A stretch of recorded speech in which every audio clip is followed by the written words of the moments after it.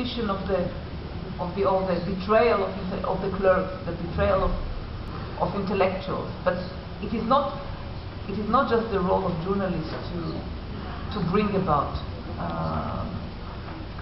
Much depends on activists, and there are many in Israel. There are many Israeli activists against the occupation, and I'm very proud of them. And I don't hide it. I think that very often we in our sense of alarm, we share a lot in our sense of alarm about what is happening.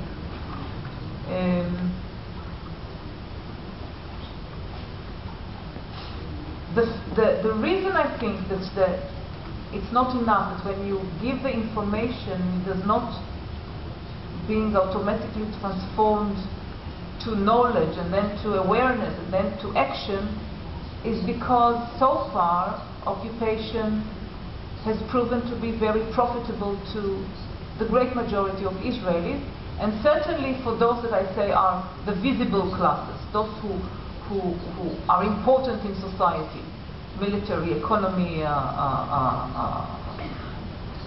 middle class, high middle class.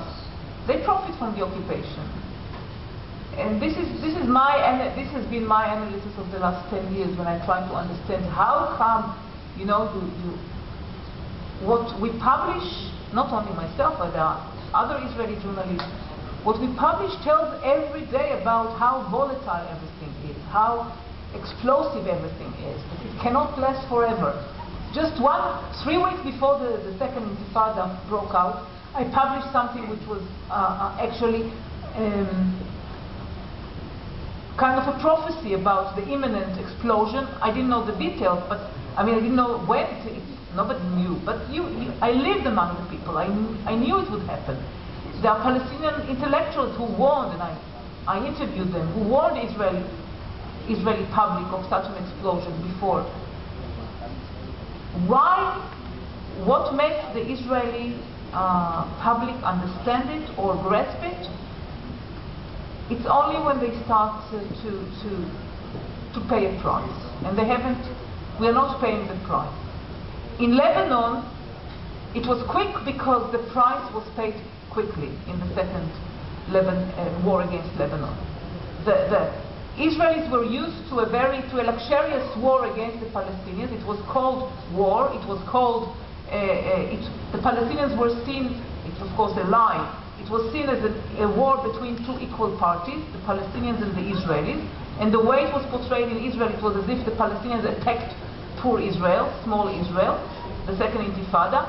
So the Israeli public and Israeli soldiers were used to this sort of completely asymmetrical warfare. The Palestinians are not an army. And then they invaded Lebanon, and there was a resistance to Israel, and very a professional resistance, military resistance to Israeli invasions and Israeli attacks. And that's when the Israelis were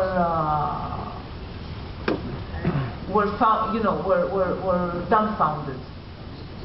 It was not enough to make Israelis oppose the war. They opposed the planning, they opposed the professional side of the war and the attacks, not the war itself. But as a whole, with the Israeli occupation, most of the Israelis make a lot of profit, personal profit of it, and communal profit. And that's why information does not evolve into action against